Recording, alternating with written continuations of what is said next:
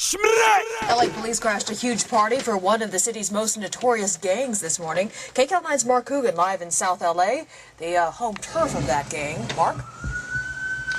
Mia, everyone celebrates birthdays, but when street gangs celebrate theirs, and they do, oftentimes the LAPD is not far behind. And that's what happened early this morning, when one big South Los Angeles street gang tried to dodge the cops by moving its party way uptown.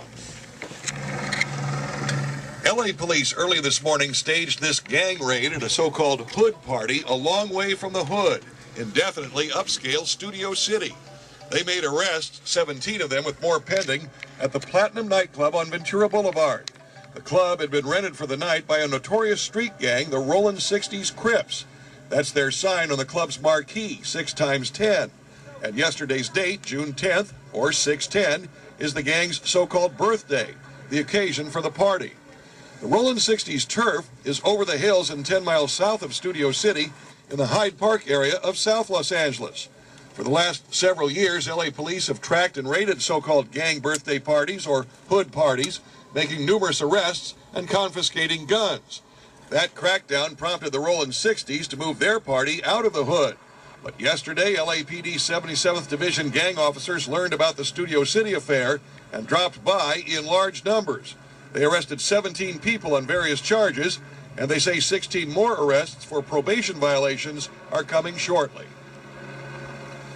Police say that hood parties, gang birthday parties, often end in drunken violence. They say many of the attendees are under parole or probation restrictions not to associate with each other, and that makes them subject to arrest.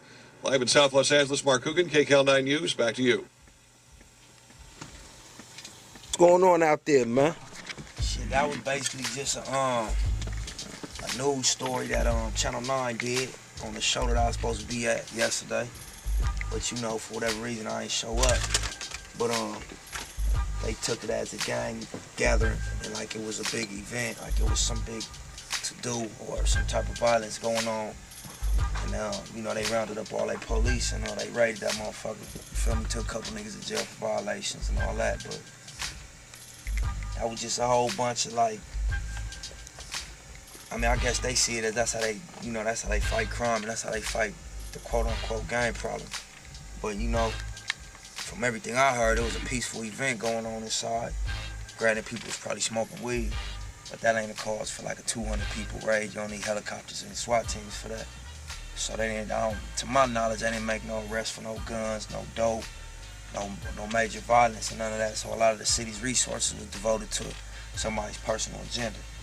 So basically, like, you know, God willing, I wasn't there. I'm on probation, so that wouldn't have been a good look for me. But, you know, at the end of the day, that was paid gatherers and paid people that came to function. It wasn't just like a free event. Everybody had to pay to get in and see a show.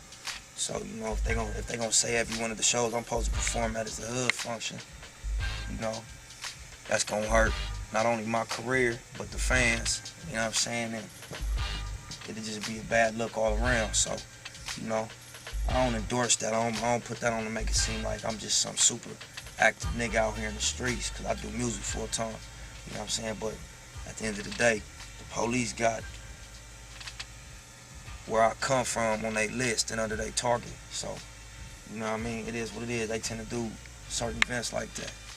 Yeah. So I mean, that's just happened to be an event that was covered and it was on the news and all of that. But just shit like that jump off all the time where they come around fucking with people and all that. I mean, anytime you got a gang of quote-unquote gang members in their eyes, they're going to show up either like that or to that degree, but just on a smaller scale. You know what I mean? The surrounding, take niggas to jail for what they warrants and they whatever violations they you know what I mean, got going on.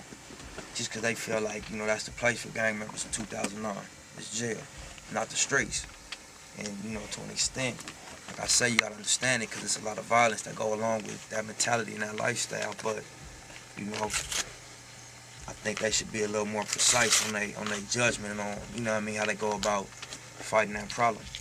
But, you know, as far as me, like I say, I'm a full-time artist. I do music, but, you know, at a point in time, I knew that lifestyle. I was around that, so, you know, I wouldn't condone it and I wouldn't perpetuate or promote that because, you know, at the end of the day, that's wrong. But at the same time, that's a real culture that exists in LA. And you know what I mean, the young kids in 2007, 8, 9 that's gangbanging is a product, is not the source or the cause. They the effect, you know what I mean, of what was going on for years. So I feel like the police and the institution should fight the problem from that level. Right. Like what's going on now? Like, I mean, the Asafs and the police fucking with everybody. Like, what's going on with the gang culture in terms of like other gangs going to war with like the Mexican gangs, the Bloods, the Crips? Like, is that shit still going on? Like that we were seeing before, like a lot of the drive-bys and a lot of the gang violence that was popping off before. Is it still as active as it was, or is it more based around bread now as opposed to other things that may have sparked it off in the past? A little bit, just because of like one, a lot of people, you know, getting money doing this music. A lot of people that come from these neighborhoods in LA, like myself, like J-Rock, yeah, thank you, bro. Like, you know what I mean, other artists, Glasses Malone, 211, Rocket. These are young people that come from these environments, like I do. So, everybody, neighborhood being on a level of progression and moving towards something different and bigger than what we used to. It ain't that much set tripping. Some Bloods and some Crips might run across each other in Hollywood at a show. Niggas is both here to get their money. Like in my case, happens a lot. And niggas respect what I'm doing and salute it. So, you know, I tell my homies, like, you know, we on that same page. You feel me? We ain't gonna be no aggressors. We ain't gonna be, you know what I mean, the ones that start a problem at the end of the day. So, you know, it affect the streets because the young dudes that's looking up to they homeboy that's doing music see that, oh, my homeboy from over here fucking with J-Rock. J-Rock from over there, he from the Nipsey. He from the east side. Oh, okay. Oh, Nippy fucking with gang. He from Compton. He from Power Road. Oh, all right. So it's not on site when I see these niggas. You know what I mean? We might get some money together. We might could just have a mutual respect for each other from a distance. We don't got to be best of buddies. But, you know, and at the end of the day, that's a step. You feel me? That's a lot. Because a lot of times, like I said, it be on site. When you run into niggas, just cause of egos, niggas get to banging on each other, asking each other where they from. I'm from so and so, you from so and so, and niggas just don't know what to do or say after that. So they just niggas go at it. So, you know what I mean? It is getting a little bit better.